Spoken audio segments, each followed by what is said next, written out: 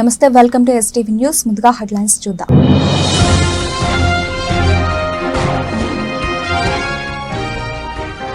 పిఠాపురంలో 100 పడకల ప్రాంతీయ ఆసుపత్రి భవనాన్ని శంకుస్థాపన చేసిన ఉప ముఖ్యమంత్రి పవన్ కళ్యాణ్ 9 నెలల కాలంలోనే పిఠాపురం నియోజకవర్గంలో 100 కోట్ల రూపాయలతో అభివృద్ధి పనులు చేపట్టినట్లు వెల్లడి.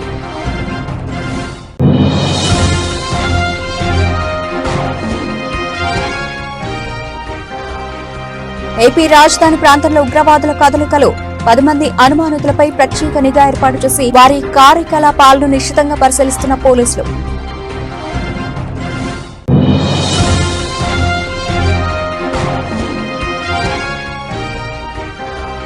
కాంగ్రెస్ ఏపీ అధ్యక్షురాలు షర్మిలపై ధ్వజమెత్తిన బీజేపీ మహిళా మోర్చా నాయకురాలు. ప్రధాని మోదీని విమర్శించే స్థాయి షర్మిలది కాదని ఆగ్రహం.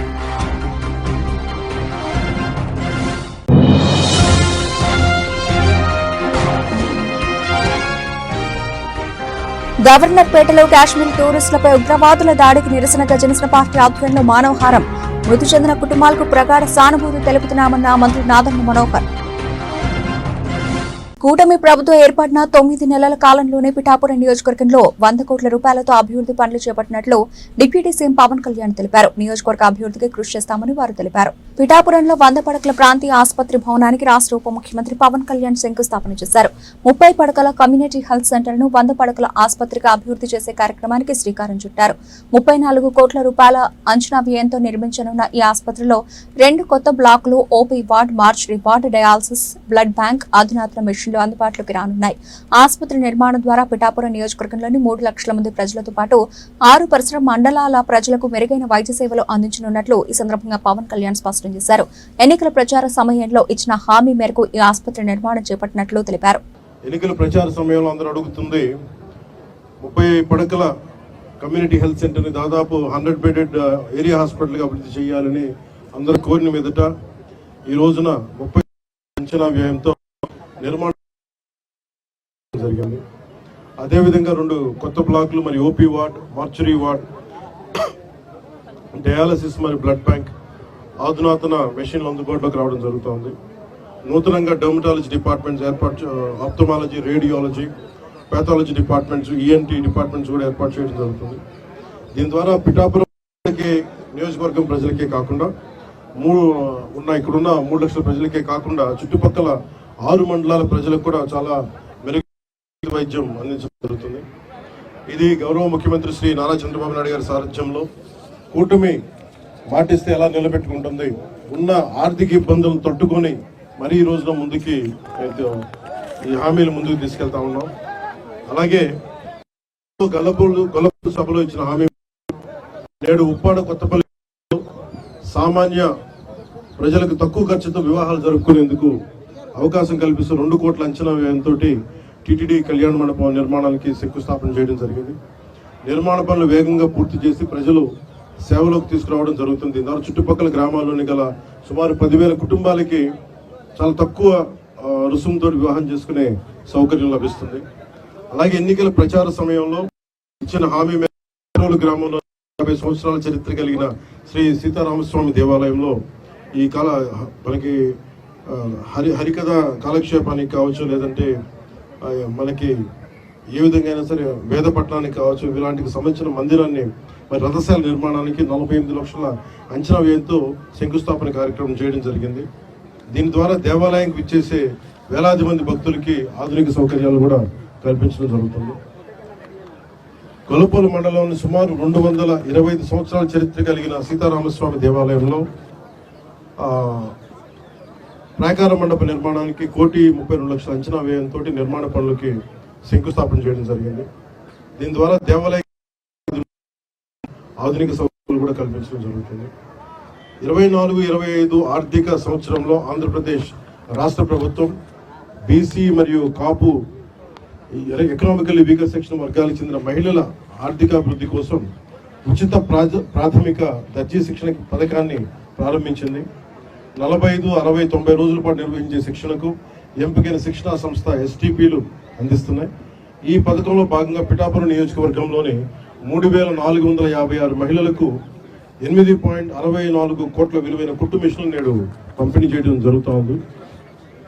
అకాల వర్షాల ప్రభావాన్ని తగ్గించేందుకు పిఠాపురం నియోజకవర్గంలోని చిన్న సన్నకారు రైతులు ధాన్యాన్ని రక్షించేందుకు 26 లక్షల వ్యయంతో 2000 టార్పాలిన్లను సిద్ధం చేసి నేడు ఉచితంగా రైతులకు అందజేయడం జరుగుతుంది.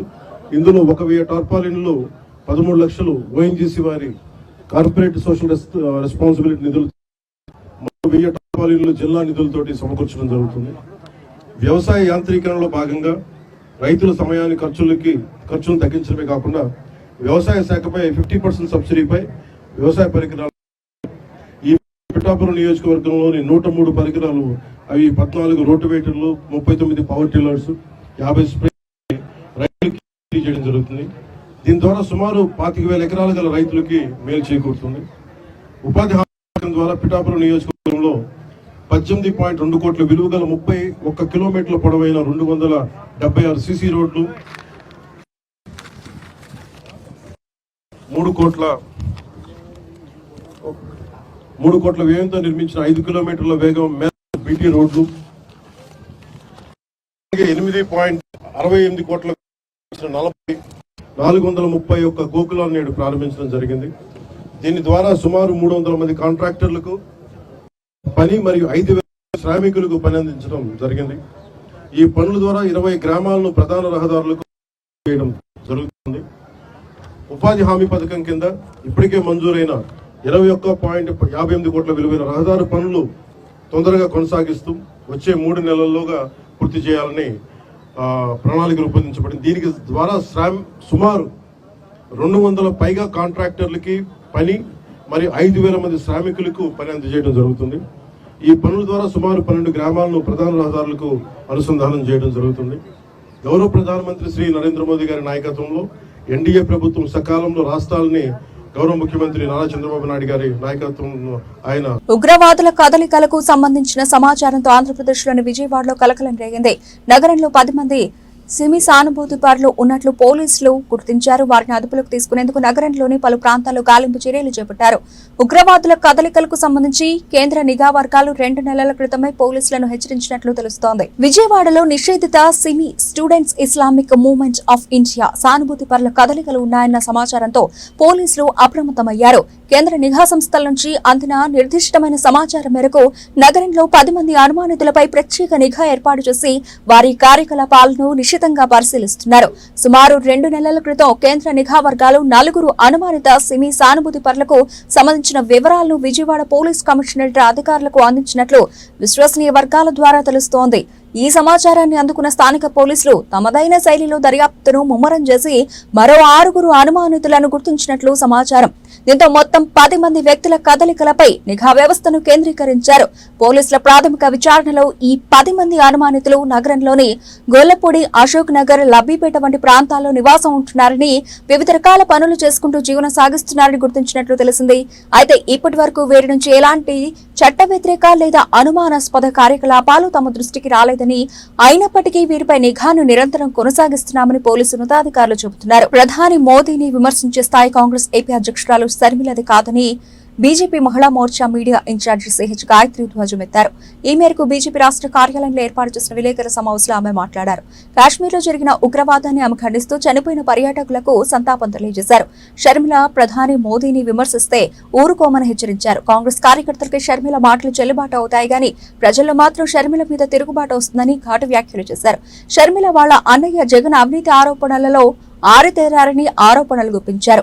అన్నా చెల్లెలు ఆస్తి తగాదాల కోసమే రాజకీయాలకు వచ్చారని విమర్శలు చేశారు. షర్మిల వాళ్ల అన్నయ్యతో రాజీ పడలేక తెలంగాణలో ఒక పార్టీ పెట్టి అక్కడ పార్టీని భూస్థాపితం చేసి ఆంధ్ర రాష్ట్రంలో కాంగ్రెస్ పార్టీలో చేరారని ఎద్దేవా చేశారు. షర్మిల గారు ఒక రాజకీయ పార్టీకి అధ్యక్షురాలుగా ఉండి విమర్శలు చేయవచ్చు కానీ దేశం గర్వించదగ్గ ఒక ప్రధానిని స్థాయికి మించి వాపును చూసుకుని బలుపు అనుకుని పిచ్చి పరాకాష్ఠకి ఎక్కి ఏం మాట్లాడుతున్నారో తెలియని విధంగా విమర్శలు చేయటం మేము బీజేపీ నుంచి మహిళా మోర్చా నుంచి ఖండిస్తున్నామండి. ప్రధానమంత్రి నరేంద్ర మోడీ గారు ప్రపంచంలోనే ప్రపంచ దేశాలన్నీ గర్వించదగ్గ వ్యక్తిగా ఉన్నారు, గౌరవించే వ్యక్తిగా ఉన్నారు. అలాంటి ఒక వ్యక్తిని మీరు మీ నోటికి వచ్చినట్లు మాట్లాడి మాట్లాడితే కాంగ్రెస్ పార్టీలో వాళ్ళు చప్పట్లు కొడతారేమో కానీ దేశంలో ప్రతి వ్యక్తి మీరు చేసిన మీ అన్నగారు చేసిన అవినీతిని తెలుసుకున్న ప్రతి వ్యక్తి మీరు రోడ్డు మీదకి వస్తే రాళ్లతో కొట్టడానికి సిద్ధంగా ఉన్నారు. అన్నా చెల్లెళ్ళు ఆస్తి వివాదాలను సెటిల్ చేసుకుంటానికి రాజకీయాల్లోకి వచ్చి తెలంగాణలో ఒక పార్టీ తెరిచి అక్కడ గవర్నమెంట్ తరివేస్తే ఇక్కడ ఏపీకి వచ్చి దాక్కుని గురువింద సామెతలాగా శ్రీరంగ నీతులు చెప్తున్నారు. అట్లాగే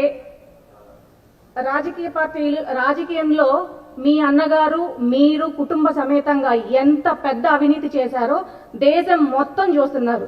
ప్రపంచ రికార్డే సృష్టించారు మీరు చేసిన అవినీతిలో. కాంగ్రెస్ హయాంలో జరిగినన్ని అవినీతి ఎక్కడా జరగలేదు. లుంబిని పార్క్ లో ఆ రోజు జరిగిన దాడి మీ నాన్నగారు రాజశేఖర రెడ్డి గారు కాంగ్రెస్ లో ఉన్నప్పుడే జరిగింది. అంటే దానికి మీరు బాధ్యత వహించారా అని మేము మిమ్మల్ని ప్రశ్నిస్తున్నాం. అట్లాగే ముంబైలో తాజ్ హోటల్లో ఉగ్రదాడి జరిగితే ఆ రోజు కాంగ్రెస్ హయాంలోనే జరిగింది అది. మరి ఆ రోజు రాహుల్ గాంధీ గారు కానీ సోనియా గాంధీ గారు కానీ బాధ్యత వహించారా? అంటే వారు టెర్రరిస్టులా? ఆ రోజు మీరు మన సైనికులకి బుల్లెట్ ప్రూఫ్ జాకెట్లు ఇవ్వకుండా ఉన్నారు అని అంటే ఇన్ఛార్జిగా నా బాధ్యతలను నిర్వర్తిస్తున్నాను. మొన్న పహల్గాంలో జరిగినటువంటి హృదయ విదారక ఘటనను యావత్ భారతదేశం మాత్రమే కాకుండా యావత్ ప్రపంచం కూడా ఖండించింది. ఈ రోజున రాజకీయంగా విమర్శలు చేయడం అనేది సర్వసాధారణం. రాజకీయ విమర్శలు అవసరం కూడా. కానీ జరిగినటువంటి దుర్ఘటనలను అడ్డం పెట్టుకొని ఏదో మా ఉనికిని మేము చాటుకోవాలి, మేము కూడా ఒక రాజకీయ పార్టీలో ఉన్నాము, మా పార్టీ భూస్థాపితం అయిపోయింది కాబట్టి ఉనికిని చాటుకున్నాము అనేటటువంటి ఉద్దేశంతో ఈ రోజున నరేంద్ర మోడీ గారి మీద స్థాయి మరిచిపోయి విమర్శలు చేసినటువంటి షర్మిల గారి గురించి ఇవాళ మాట్లాడుకోవాలి. ఆమె కుటుంబం గురించి మాట్లాడాలంటే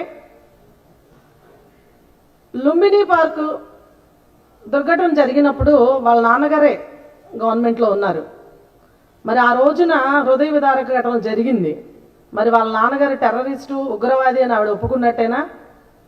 అలాగే గోకుల్ చాట్ ఎంతమంది అమాయకులు చనిపోయారు ఆ సంఘటనలో. ఆ రోజున కాంగ్రెస్ గవర్నమెంటే ఉంది అక్కడ. మరి ఆ రోజున చనిపోయినటువంటి కుటుంబాలను వాళ్ళు ఉగ్రవాదాన్ని ప్రేరేపించి చేసినటువంటి పరిస్థితి ఉందా? షర్మిల గారి మాటలను బట్టి చూస్తే అదే కదా మనం అర్థం చేసుకోవాల్సింది. మరి మనకి తాజ్ హోటల్లో జరిగినటువంటి సంఘటన ఎప్పటికీ మర్చిపోలేము. ఎంతోమంది ఐఏఎస్లు ఐపీఎస్లు సామాన్యులు పిల్లలు అందరినీ ఉగ్రవాదులు పొట్టన పెట్టుకున్నటువంటి పరిస్థితి. ఆ రోజున కాంగ్రెస్ గవర్నమెంట్ ఫోర్స్లో ఉంది. ఆ రోజున అక్కడ జరిగినటువంటి సంఘటనలో ఎంతోమంది ఐపీఎస్లు ఉగ్రవాదులకి ఎదురొడ్డి ఫైట్ చేయడానికి కొంతమందినైనా హోటల్లో కాపాడుకుందామని చెప్పి ఫైట్ చేయడానికి ముందుకెళ్ళినటువంటి పరిస్థితిలో వాళ్ళు తొడుక్కోవడానికి కనీసం వాళ్ళకి బుల్లెట్ ప్రూఫ్ జాకెట్స్ కూడా అందించలేనటువంటి పరిస్థితిలో ఉన్న కాంగ్రెస్ పార్టీ ఉగ్రవాదుల పక్షాన నిలబడిందా? దేశాన్ని పాకిస్తాన్ కు సింధు నది నీటి ప్రవాహాన్ని భారత్ నిలిపివేసింది. ఈ నేపథ్యంలో తార్బేలా డ్యాం 4 గేట్లను డ్యాం అధికారులు మూసివేశారు. దీనికి సంబంధించిన వీడియోను కూడా అధికారులు ఎక్స్ ద్వారా విడుదల చేశారు. అయితే ఈ కశ్మీర్ లో ఉగ్రవాదులు 26 మంది టూరిస్టులను దారుణంగా చంపిన సంగతి తెలిసిందే. దీంతో కేంద్ర ప్రభుత్వం సింధు నది జలాల ఒప్పందాన్ని రద్దు చేసింది.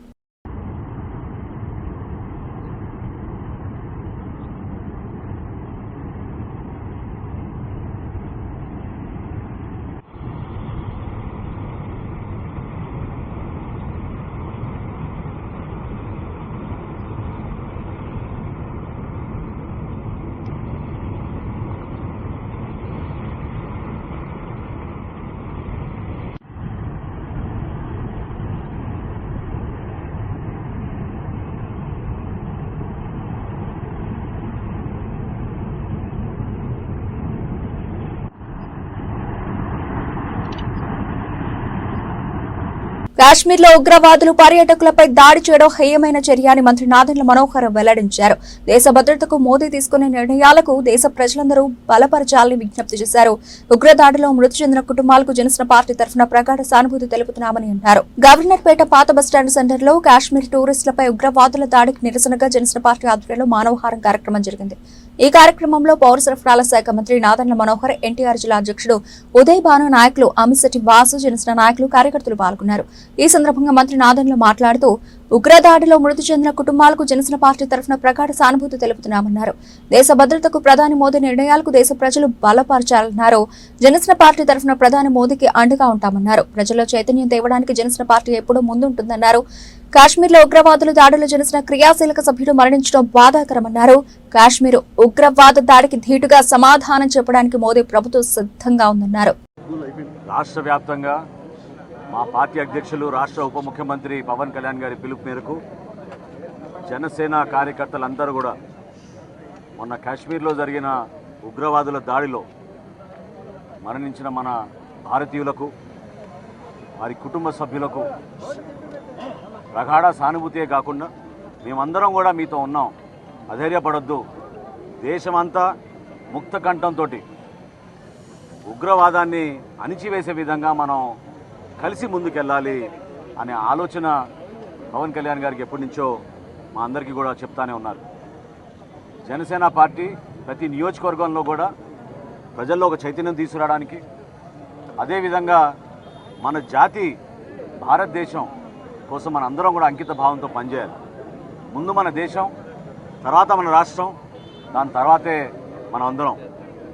ఈ అంశాలపైన భావితరాలకు ఉపయోగపడే విధంగా, భావితరాల్లో కూడా మనం అందరం కలిసి ఉంటే భారతదేశంలో ఏ విధంగా మనం అద్భుతంగా ముందుకెళ్ళగలుగుతాం. ఇటువంటి సంఘటనలు జరిగినప్పుడు ఎంత బాధ కలిగినా సమాజం కోసం, దేశం కోసం నిలబడాల్సిన బాధ్యత మనందరిపైన ఉందనేది గుర్తించడానికి కోసం మేమందరం చేస్తున్న ఈ కార్యక్రమం. నిన్న మా జనసేన పార్టీ క్రియాశీలక సభ్యుడు సోమిశెట్టి మధుసూదన్ గారు ఆ దాడిలో మరణించినప్పుడు పవన్ కళ్యాణ్ గారు నిన్న కావలికి వచ్చి వారి కుటుంబాన్ని పరామర్శించినప్పుడు జరిగిన సంఘటన వారి సతీమణి దగ్గర నుంచి వింటుంటే నిజంగా చాలా కదిలిచ్చింది.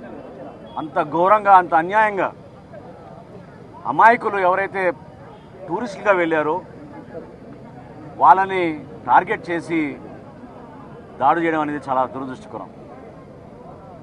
సరైన సమయంలో మనందరం కూడా ఈ విధంగా నిలబడతాం. అందరం కూడా ఒకే నాయకత్వం కింద భారత ప్రధాని నరేంద్ర మోడీ గారిని బలపరుస్తూ జనసేన పార్టీలో ప్రతి ఒక్కరం కూడా పవన్ కళ్యాణ్ గారి పిలుపు మేరకు 3 రోజుల కార్యక్రమం చేశాం. మొదటి రోజు కొవ్వొత్తుల ర్యాలీ చేశాం. నిన్న రాష్ట్ర వ్యాప్తంగా దీక్షలు నిర్వహించాం. ఈ రోజున మానవహారం, అదేవిధంగా ప్రధాన కూడలిలో ఒక చైతన్యం తీసుకురావడం కోసం చేస్తున్న ఈ ప్రయత్నం రాష్ట్ర వ్యాప్తంగా ప్రతి ఒక్కరు కూడా ఖండించాల్సిన సందర్భం, ఇది నిలబడాల్సిన సందర్భం. మన దేశ భావం, జాతీయత, మన జెండా చూసి మనం ఎంత గర్వపడతామో దానికోసం మనందరం నిలబడాలి. ఎవరైతే పాపం అమాయకంగా భర్తల్ని కోల్పోయారో, తండ్రిని కోల్పోయారో, కుటుంబంలో కొడుకుని కోల్పోయారో ఆ కుటుంబాలకి మనందరం కూడా అండగా నిలబడాల్సిన అవసరం ఉంది. తప్పకుండా రాబోయే రోజుల్లో సరైన ధీటుగా సమాధానం చెప్తారనే నమ్మకం మాకుంది. మరొక్కసారి ఇటువంటి సంఘటనలు జరగకూడదు. జరిగిన సంఘటనని జనసేన పార్టీ ఖండిస్తూ పవన్ కళ్యాణ్ గారి నాయకత్వంలో ఖచ్చితంగా ఈ విధంగా ప్రజల్లో చైతన్యం తీసుకురావడం కోసం ఎప్పుడూ మేము నిలబడతామని ఈ సందర్భంగా తెలుపుకుంటున్నాం. విజయవాడ నగరాన్ని సుందరంగా తీర్చిదిద్దడమే ఆంధ్రప్రదేశ్ రాష్ట్ర ముఖ్యమంత్రి నారా చంద్రబాబు నాయుడు లక్ష్యమని, ఆ దిశగా అనేక అభివృద్ధి కార్యక్రమాలకు కూటమి ప్రభుత్వం శ్రీకారం చుడుతోందని తూర్పు ఎమ్మెల్యే గద్దె రామ్మోహన్ అన్నారు. గత ప్రభుత్వం నగర అభివృద్ధిని కుంటుపడేలా చేసిందని విమర్శించారు. విజయవాడ 3వ డివిజన్ శ్రీరామచంద్ర నగర్ పార్క్ ఏరియాలో పలు అభివృద్ధి కార్యక్రమాలకు తూర్పు ఎమ్మెల్యే గద్దె రామ్మోహన్ శంకుస్థాపన చేశారు. ఈ సందర్భంగా ఆయన మాట్లాడుతూ కూటమి ప్రభుత్వం అధికారంలో వచ్చిన తర్వాత 3వ డివిజన్ లో అభివృద్ధి పదంలో దూసుకుపోతున్న అభివృద్ధి పనులు ఇప్పటి వరకు పూర్తి చేసుకున్నటువంటివి 2,18,00,000 రూపాయలు అని, 63 లక్షల రూపాయలతో పార్క్ డెవలప్మెంట్ చేయడం జరిగిందన్నారు. ఇంకా పనులు జరుగుతున్నామని, 28 లక్షల రూపాయలు ఈ రోజు శంకుస్థాపన చేసుకోవడం జరిగిందన్నారు. 3వ డివిజన్ లో 6 కోట్ల రూపాయలతో ఎన్నో అభివృద్ధి కార్యక్రమాలకు నాంది పలుకుతున్నామన్నారు. ఆంధ్రప్రదేశ్ రాష్ట్ర ముఖ్యమంత్రి నారా చంద్రబాబు నాయుడు సారథ్యంలో విజయవాడ నగరాన్ని అత్యంత సుందరీకరణంగా తీర్చిదిద్దుతున్నామని తెలిపారు. గత ప్రభుత్వం ఎటువంటి అభివృద్ధి చేయకుండా నగర అభివృద్ధిని కుంటుపడేలా చేసిందని విమర్శించారు. 2014 నుండి 2019 వరకు జరిగిన అభివృద్ధి పనులే తప్ప 2019 తర్వాత ఎటువంటి అభివృద్ధి జరగలేదని, విజయవాడ నగర అభివృద్ధికి నోచుకోలేదని విమర్శించారు. పేరుకే నిధులు విడుదల చేశారని, ఆ నిధులు దుర్వినియోగం కాబట్టాయని ఆరోపించారు. రానున్న కాలంలో సీఎం చంద్రబాబు, విజయవాడ ఎంపీ కేశినేని చిన్ని సహకారంతో విజయవాడ నగరాన్ని మరింత సుందరంగా తీర్చిదిద్దుతామని స్పష్టం చేశారు. విజయవాడ కార్పొరేషన్ పుట్టిన దగ్గర నుంచి కూడా ప్రజలు కట్టే శిస్తులు కార్పొరేషన్ ఎంప్లాయీ జీతాలు ఇవ్వటమే కానా కష్టం అయ్యేది. ఇక డెవలప్మెంట్కి ఒక్క పైసా కూడా అవకాశం ఉండేది కాదు. అది ఎంత దుర్భరమైన పరిస్థితి అంటే ఆ ఎంప్లాయీస్కి కూడా 4-5 నెలలు జీతాలు లేని పరిస్థితి ఉండేది. అంత పెండింగ్ ఉండేది. ఇక కాంట్రాక్టర్లకు అయితే బిల్లులు 5-6 సంవత్సరాలు కూడా ఇవ్వని పరిస్థితి ఉండేది. 2014-19లో నారా చంద్రబాబు నాయుడు గారు మొట్టమొదటిగా విభజించబడిన ఆంధ్ర రాష్ట్రానికి ముఖ్యమంత్రి అయినప్పుడు ఆయన ఎవరితోనూ సంప్రదించకుండా మొట్టమొదటి శాసనసభలో ఒక ప్రకటన చేశారు. అది రాజధాని విజయవాడ అని. ఇక్కడున్న పరిస్థితులు ఏంటో కూడా ఎవరితోనూ సంప్రదించలేను. నడిబొడ్డునున్న విజయవాడ మాత్రమే రాజధానికి అర్హత అని చెప్పి ఆ రోజున అనౌన్స్ చేయడం జరిగింది. ఆ అనౌన్స్ చేసిన తర్వాత ఆయన విజయవాడ పరిస్థితులన్నీ కూడా అనేకమైన సమావేశాలు ఇటు శాసనసభ్యులతో కానీ లేకపోతే కార్పొరేషన్ వారితో కానీ అధికారులతో ఏర్పాటు ఏమేంటి విజయవాడ రాజధాని అన్న తర్వాత ఇది హైదరాబాద్ నగరానికి పోటీ పడే నగరంగా తీర్చిదిద్దాలంటే ఏం చేయాలని ఆలోచన చేసిన దానిలో అనేకమైన డెవలప్మెంట్ యాక్టివిటీకి ఒక రిటైనింగ్ వాల్ కానివ్వండి, లేకపోతే కనకదుర్గం ఫ్లైఓవర్ కానివ్వండి, బెంచ్ సైడ్ ఫ్లైఓవర్ కానివ్వండి, అనేకమైన వాటితో పాటు మరొక గొప్ప కార్యక్రమం ఏవైతే శిస్తులు కట్టిన మొత్తం కూడా జీతాలకే సరిపోతూ ఉందో, సరిపోని పరిస్థితి కూడా ఉంది జీతాలకి. ఆ బడ్డీ నుంచి విజయవాడని కాపాడటానికి ఆ ఉద్యోగస్తులకు జీతాలు ఇచ్చే కార్యక్రమం ప్రభుత్వానికి బదలాయించి 010కి బదలాయించి ఇక కార్పొరేషన్లో ప్రజలు కట్టిన శిస్తుల ద్వారా ఒక్క పైసా కూడా ఎంప్లాయీస్కి ఇవ్వాల్సిన అవసరం లేకుండా విజయవాడ నగరాన్ని కాపాడటం జరిగింది. దానివల్ల ఈ రోజున ఆ రోజుకి 450 కోట్లు అప్పు ఉంటే ఈరోజు 150 కోట్లు మాత్రమే ఉంది. ఆయన ఏం చెప్పారంటే ఏదైతే ఉద్యోగస్తుల జీతాల కోసం నెలకి 20 కోట్లు 30 కోట్లు సంవత్సరానికి 200 కోట్ల పైన ఖర్చు పెడతా ఉన్నారు, ఆ మొత్తాన్ని మీకు ప్రభుత్వానికి బదలాయిస్తూ ఉన్నాను. మీరు ఈ 200 కోట్ల యొక్క రాబడితో 50% అప్పులు తీసుకోండి, 50% అభివృద్ధికి వాడండి అని. సో ఆ విధానంలోనే ఆ విధంగా చేయటం వల్లనే ఈరోజు నగరం సమగ్రంగా అభివృద్ధి చెందుతూ ఉందంటే ఆయన చేసిన ఆ మహత్తరమైన కార్యక్రమం, ఆ మహత్తరమైన విషయం విజయవాడ నగరానికి చేయటం. అది చాలామంది తెలుసు, ఇక్కడ పెద్దలందరూ కూడా తెలుసు, దాంట్లో ఇన్వాల్వ్ అయిన వాళ్ళకి. అందువల్ల ఇవాళ ఈ డివిజన్కి ఈ 9 నెలల్లోనే సుమారు 6 కోట్లు కేటాయించడం జరిగింది. దాంట్లో 175 కోట్లు 1,75 లక్షలు ఈ రోజున మనం శంకుస్థాపన చేసుకున్నాం. ఇంకా అంటే మిగతా 3 కోట్ల రూపాయల వర్కులు చాలా వరకు పూర్తవటం, లేకపోతే కొన్ని వర్కింగ్ కండిషన్లు ఉండటం, ఆ విధంగా జరుగుతూ ఉంది. అంటే 9 నెలల్లోనే 6 కోట్ల రూపాయలు కేటాయించుకునే పరిస్థితి విజయవాడ కార్పొరేషన్ వచ్చిందంటే ఆ రోజున ఆయన నారా చంద్రబాబు నాయుడు గారు ఆలోచనతో ఏది కూడా ఇవాళ ఆయన చేసిన పని ఆ రోజు ఫలితాలు కనపడకపోవచ్చు. ఈ రోజున విజయవాడ నగరంలో ఈ మాత్రం డబ్బులు కేటాయించగలుగుతున్నారు అంటే కేవలం నారా చంద్రబాబు నాయుడు గారు చేసిన గౌరవనీయులు గద్దె రామ్మోహన్ గారు అభివృద్ధిలో ఈ 11 నెలల పరిపాలనలో ఈ డివిజన్లోనే ఒక డివిజన్లో 3వ డివిజన్ చాలా వెనకబడి ఉన్నటువంటి డివిజన్. యాక్చువల్గా ఈ డివిజన్లో సుమారు 6 కోట్లు ఖర్చు పెట్టి ఈ రోడ్లు శంకుస్థాపన జరిగింది. ఇదివరకులా కాదు. ఈ రోడ్లు ఇదివరకు పూర్వం ఎట్లా ఉండే రోడ్లు వేసేవాళ్ళు, వర్షాకాలం వచ్చేది రోడ్డు పోయేది. ఇది 25 సంవత్సరాల దాకా ఉండేటువంటి పద్ధతిలో సీసీఏగా ఆ విధంగా రోడ్లు వేస్తున్నారు. సో ఈ మౌలిక వసతులు శాశ్వతంగా ఉండిపోతాయి. అసలు తెలుగుదేశం ప్రభుత్వ పరిపాలనలోనే స్వర్గీయ నందమూరి తారక రామారావు గారు ఈ అర్బన్ ల్యాండ్ సీలింగ్ అని ఓ పెద్ద గుదిబండు ఉండేది పట్టణాల మీద, అది తీసేసినాక ఈ విధంగా అపార్ట్మెంట్లు అన్ని చోట్ల వచ్చినాయి, ఇళ్ళ అద్దెలు తగినాయి, అందరికీ చౌకగా ఇళ్ళు దొరికినాయి, మార్కెట్లో ల్యాండ్ వచ్చింది దొరికినాయి. సో ఆ విధంగా రామారావు గారు కనకదుర్గమ్మ వారు చేశారు, అవన్నీ చేశారు. ఆ తర్వాత చంద్రబాబు నాయుడు గారు ఇందాక వారు చెప్పినట్లుగా ఈ స్థానిక సంస్థల పరిపాలనలో జీతాలనే పెద్ద గుదిబండని ఆయన కూడా తీసాడు. ఎప్పుడైతే జీతాలు తీసారో అభివృద్ధి కార్యక్రమాలన్నిటికీ కూడా ఇవాళ స్థానిక సంస్థలు కనుక స్థానికుల అవసరాలు బాగా తెలుసు కనుక వాళ్ళు చక్కగా ఈ మౌలిక వసతులకి మరి మనం ఖర్చు పెట్టగలుగుతున్నాం. ఇదే కాదు, అసలు మొట్టమొదటిగా రాత్రిపూట విజయవాడని క్లీన్ చేసే కార్యక్రమం, పారిశుధ్య కార్యక్రమం, అప్పటి నుంచే విజయవాడ నగరం కొంచెం అందంగా సుందరంగా విశాలంగా జరుగుతూ ఉన్నటువంటి విషయం మనందరికీ తెలిసిందే. రోడ్లు వేయడం చేయడం కానీ, లేకపోతే ఇదివరకు నరకప్రాయంగా ఉండేది వన్ టౌన్లో కమర్షియల్ కాంప్లెక్స్ అంతా అక్కడే ఉండేది, వ్యాపార సంస్థలన్నీ, అసలు రోడ్లు తిరిగే కాదు. దాన్ని మొత్తం భవానీపురం తరలించినటువంటి విషయం, ట్యాక్సులు సులభతరం చేసినటువంటి విషయం, ఇదంతా చంద్రబాబు నాయుడు గారు చేసి ఈ విధంగా మనకు అభివృద్ధి కార్యక్రమం వెచ్చించే విధంగా మన గద్దె రామ్మోహన్ గారు వీళ్ళందరూ కూడా మరి వారి ఆదేశాల ప్రకారం చక్కగా చేస్తున్నారు. ఇక్కడ కూడా స్థానిక నాయకత్వం కూడా మన గద్దె రమేష్, పండు, అట్లాగే మన తాడి బాబురావు వీళ్ళందరూ కూడా చక్కగా తల్లో నాలుగులాగా కాలనీ వాసులందరికీ కూడా ఉండి చక్కగా ఈ కార్యక్రమాలు చేస్తున్నారు. వారికి కూడా అభినందనలు తెలియజేస్తూ మరి ఇంత చక్కగా జిమ్ము 16 లక్షలు ఖర్చు పెట్టి మీరు చేస్తున్నారు. మీ అందరూ కూడా శుభాకాంక్షలు అభినందనలు తెలియజేస్తూ సెలవు తీసుకుంటారు. వాయిద్యకారులు అనేక మందిని తయారు చేయాలనే లక్ష్యంతో హలెల్ మ్యూజిక్ స్కూల్ ను ప్రారంభించినట్లు యెషోవా-బెత్ హాలెల్ మినిస్ట్రీస్ ఫౌండర్ అగస్టిస్ దండికి తెలిపారు. దాదాపు 18 దేశాల్లో ఉన్న 7,500 మంది విద్యార్థులకు ఉచితంగా సంగీత విద్యను నేర్పించామని అన్నారు. ఆన్లైన్లో 1,090 మంది విద్యార్థులు మ్యూజిక్ ప్లే చేసి కొన్ని వీడియోలు పంపించడం జరిగిందన్నారు. గిన్నిస్ వారు 1,046 మంది విద్యార్థులను గుర్తించి పార్టిసిపేట్స్ కు స్కూల్ కు గిన్నిస్ రికార్డు ఇచ్చారని తెలిపారు. గుణదల్లోని హలెల్ మ్యూజిక్ స్కూల్ గిన్నిస్ రికార్డును పొందింది. గిన్నిస్ రికార్డు ఈవెంట్ లో పాల్గొన్న వారందరికీ నేడు రికార్డులు అందజేశారు.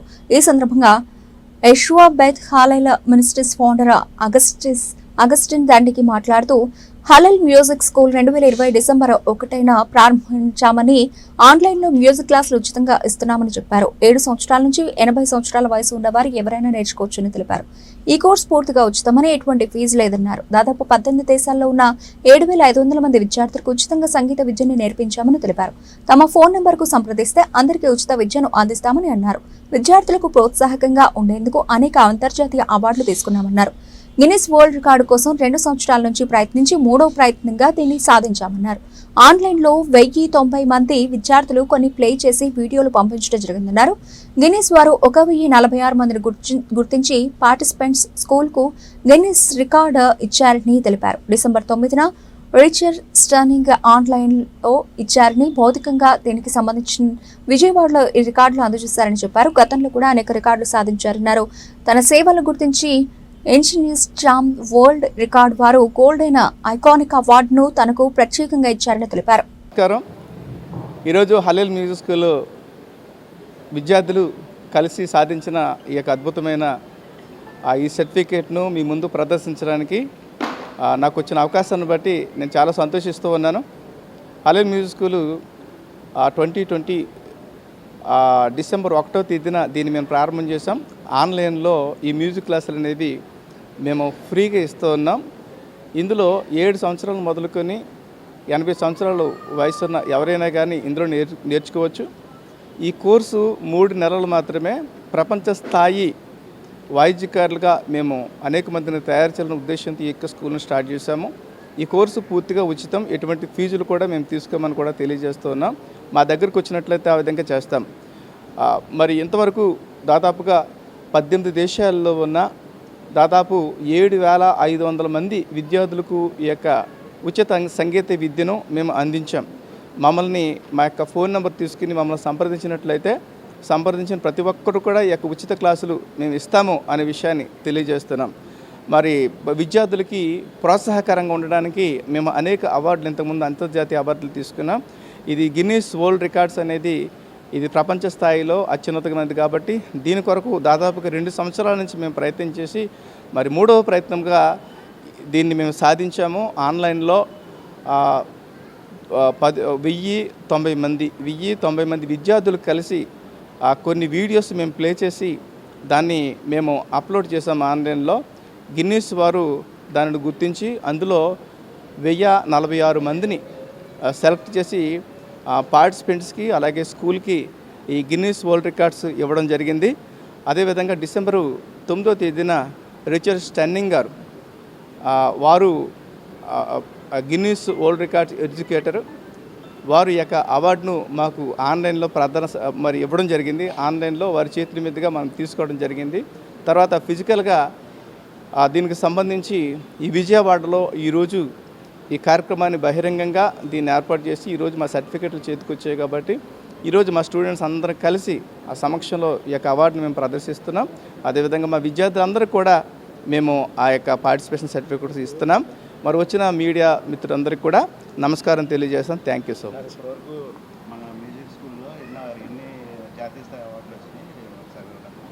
ఓకే, మనకు జాతీయ స్థాయి అవార్డులు కూడా వచ్చాయి. మొట్టమొదటిగా సెప్టెంబరు 2వ తేదీ 2023 సంవత్సరం international star book of records అని 120 మంది విద్యార్థులతో లైవ్లో దాన్ని 2 గంటలు నాన్ స్టాప్గా మేము కీబోర్డ్ ప్లే చేస్తే సాధించాము. అదేవిధంగా 300 మంది విద్యార్థులతో 2024 ఫిబ్రవరి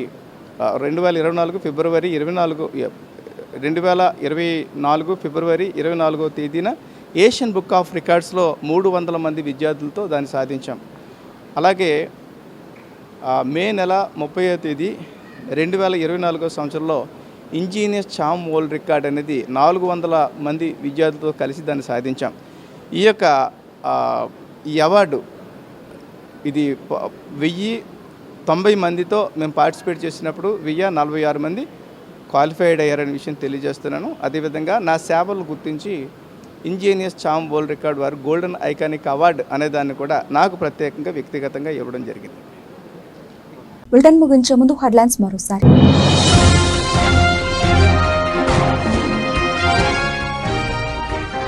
పిఠాపురంలో 100 పడకల ప్రాంతీయ ఆసుపత్రి భవనాన్ని శంకుస్థాపన చేసిన ఉప ముఖ్యమంత్రి పవన్ కళ్యాణ్ 9 నెలల కాలంలోనే పిఠాపురం నియోజకవర్గంలో 100 కోట్ల రూపాయలతో అభివృద్ధి పనులు చేపట్టినట్లు వెల్లడి.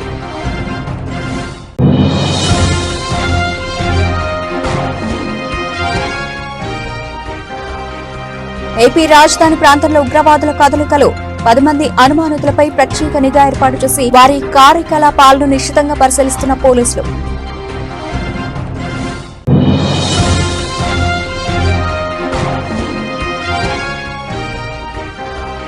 కాంగ్రెస్ ఏపీ అధ్యక్షురాలు షర్మిలపై ధ్వజమెత్తిన బీజేపీ మహిళా మోర్చా నాయకురాలు ప్రధాని మోదీని విమర్శించే స్థాయి షర్మిలది కాదని ఆగ్రహం.